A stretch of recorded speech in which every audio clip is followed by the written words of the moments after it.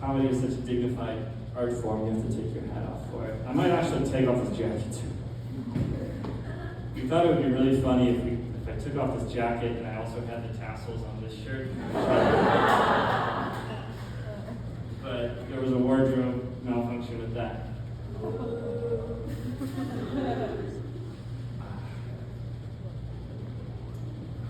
Well, like all the great stand-up comedians, I have my notes. You know, only the best go off the paper.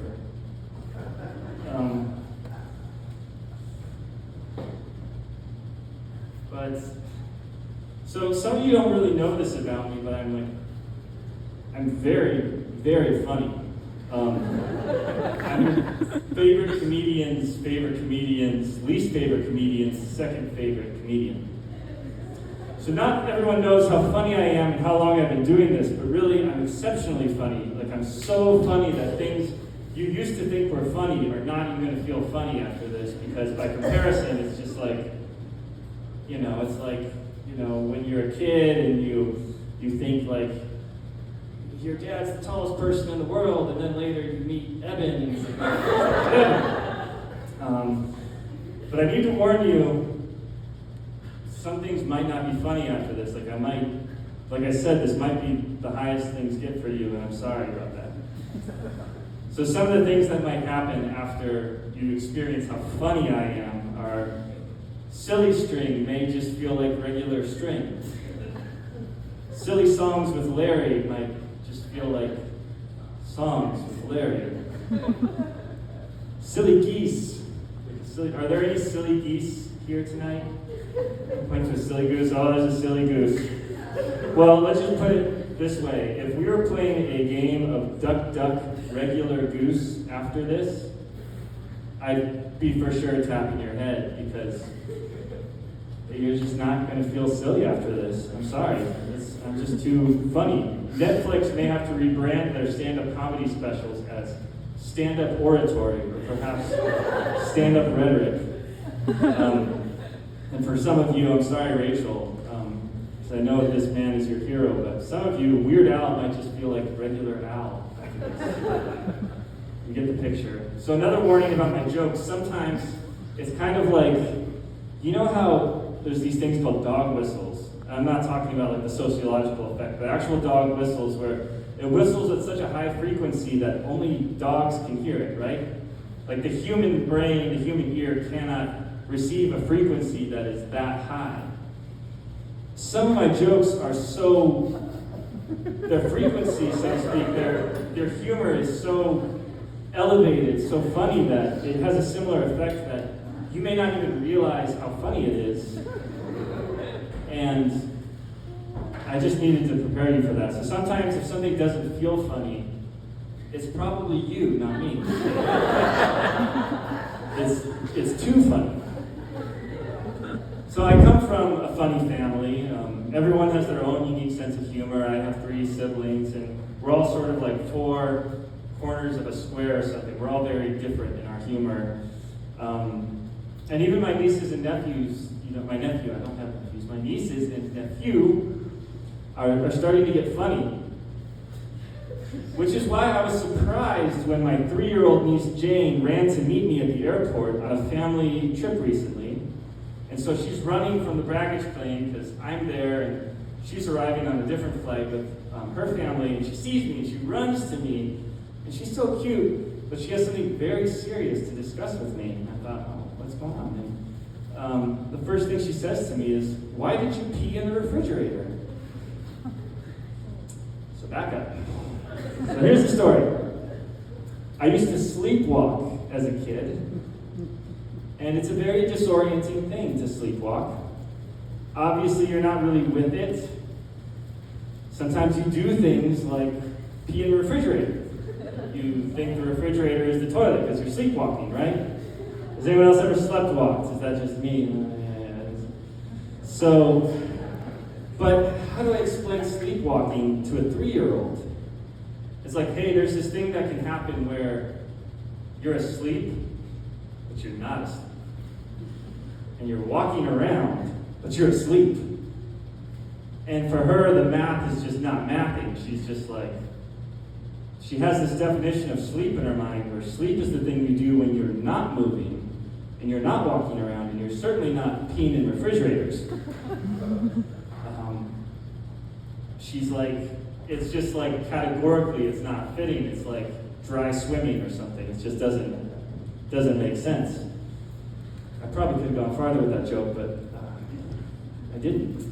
So anyway, and yet I did it. I used to sleepwalk. It's one of those paradoxical things about me.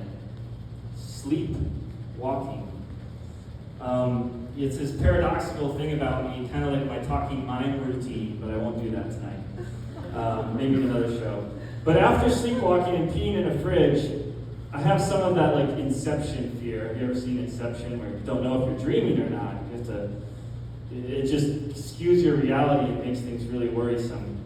And you don't know what's real and what's not, and it can kind of drive you crazy, and people lose their minds in that state. But what happened to me is like, whenever I have to go pee, I'm like, I really hope this is a toilet. Because I've been fooled before. So if I have peed in any other refrigerators in my life, or any other inappropriate places in your homes, I would like to take this moment to publicly apologize.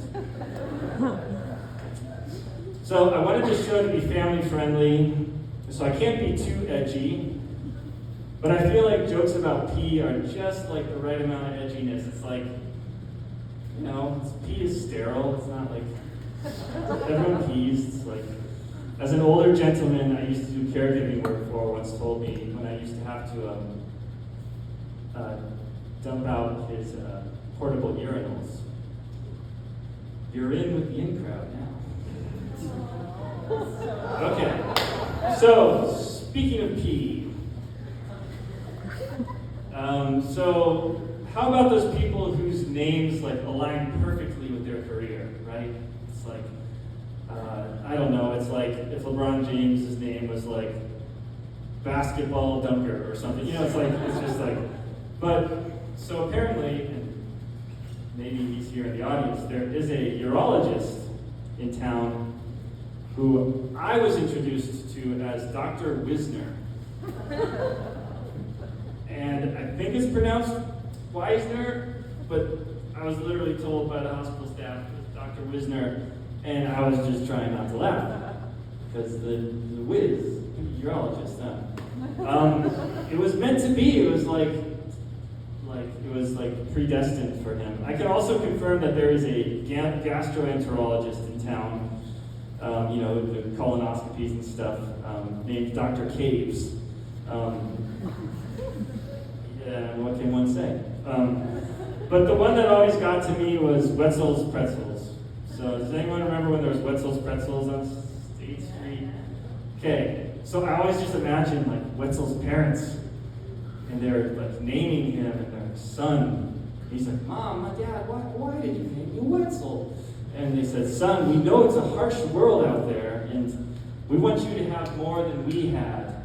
And we just want to make sure there's always some industry that you can fit into and make money in. So we named you Wetzel because you'll always be able to sell pretzels with a name like Wetzel. And lucky Wetzel, you know, like, it really worked out. But there really aren't any industries that are open to me because of my name. Like, there's no, like, Eben, the ebenologist, or like the, I don't know, you see what I mean? There's not something there. So, if I ever have a son or daughter, I think I want to give them a name that in the modern world will mean that they have a job. And so I was thinking a name like Artificial Intelligence Drost. You know, if it's a boy, they can call him Artie for short. Transition to artificial intelligence. It's an incredible tool in so many ways. It has such quick access to so much knowledge. But it doesn't always work so well. Like, sometimes it gets things wrong, it gives you bad relationship advice. And it's sad that the negative things associated with artificial intelligence some can kind of ruin or cast suspicion on some of the incredible uses that we can use artificial intelligence for. It's kind of like that general rule, like one bad apple can spoil the bunch, or somebody can be guilty by association, where like a negative aspect ruins a positive aspect in a way. Okay? You hang out with the wrong people, it affects your reputation. But nowhere have I found is this more true than in the world of animals, where it's really hard to tell the difference between the ones that are poisonous and the ones that aren't. So like spiders, they got it real bad.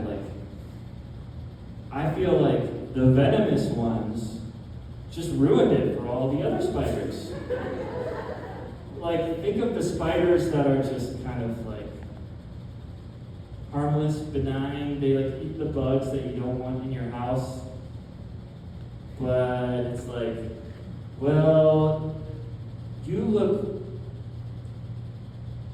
black widows look kind of different from you, but also you're both black and you're both spiders, and I'm going to kill you. And I could just picture the spider looking at me no, I'm harmless. I'm benign. I eat the bugs that bother you. And then it's just bam, I'm so sorry, but I can't take chances. I know that my life is more important than a spider's, right? Yeah, that's it.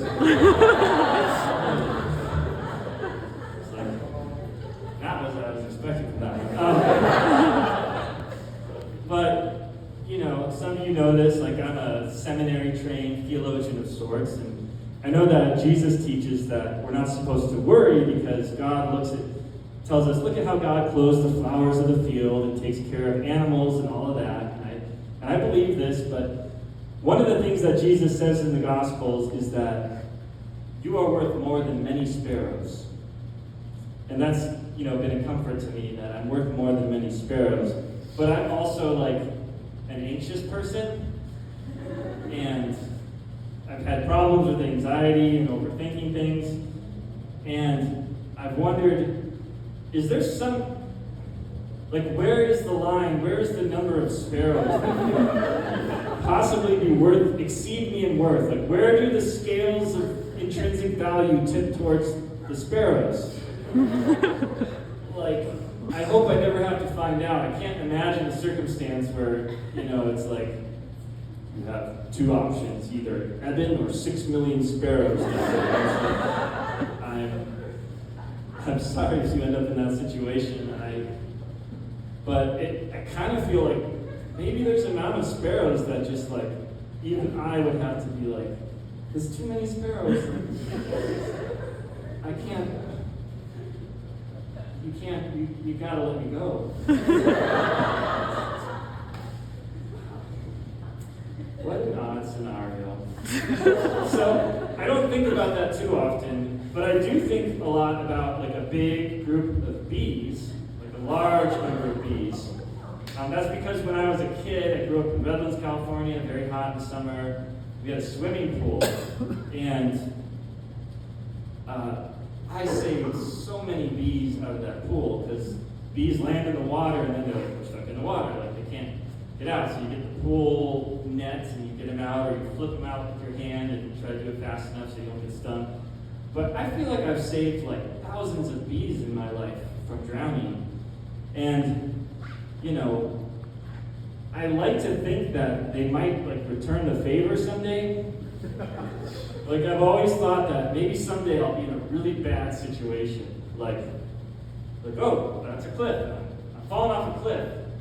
And there's just no hope for me. And then all of a sudden there's this swarm of bees comes, and each bee grabs a little part of my shirt, and they carry me to safety, and they land me gently on the ground. And then we look at each other, and we don't even have to say it because we know it. It's we're square. We're even. Respect. Peace. So I'm really wondering if that's going to happen someday. So one more thing. I can't go on all night. I know it's so funny, but I can't go go on forever. So another thing about me is I just wish that I knew when I was growing up that I was going to be this